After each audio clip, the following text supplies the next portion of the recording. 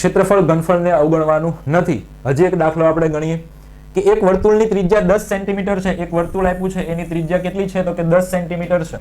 જો આ વર્તુળમાંથી મોટામાં મોટો ચોરસ કાપવામાં આવે, આ વર્તુળમાંથી મોટામાં મોટો ચોરસ કાપવામાં આવે તો તે ચોરસનું ક્ષેત્રફળ કેટલું થાય?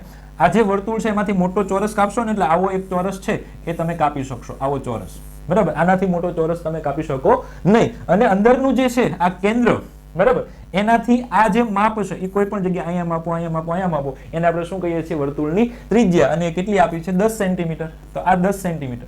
તમને એવું કહું, આ કેન્દ્રથી આ માપ લ્યો તો એને પણ વર્તુળની ત્રિજ્યા કહેવાય. એ પણ કેટલું થઈ જાય?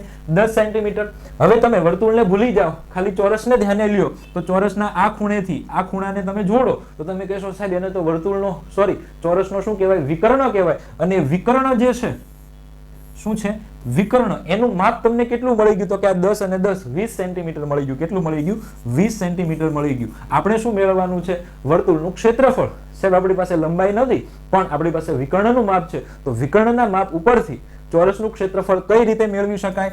ચોરસનું ક્ષેત્રફળ બરાબર વિકર્ણનો વર્ગ અથવા d ગુણ્યા d, બંને વિકર્ણોનો ગુણાકાર. વિકર્ણો ચોરસની અંદર આ બંને છે એ સમાન હોય, બરાબર છે. એને ભાગ્યા શું કરવાના? 2. અથવા આવી રીતે પણ લખાય d² ભાગ્યા 2.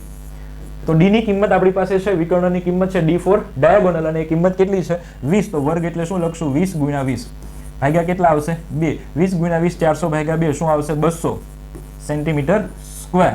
તો આવા દાખલાઓ પણ ઈઝીલી થતા હોય છે, પણ આપણે સૂત્રો જોઈ અને ભાગતા હોઈએ છીએ અને પરીક્ષામાં 1 માર્ક ગુમાવતા હોઈએ છીએ. તો અહીંયા જવાબ છે 200 ચોરસ સેન્ટીમીટર અથવા સેન્ટીમીટર સ્ક્વેર. ઓપ્શન બી માં આપેલો છે.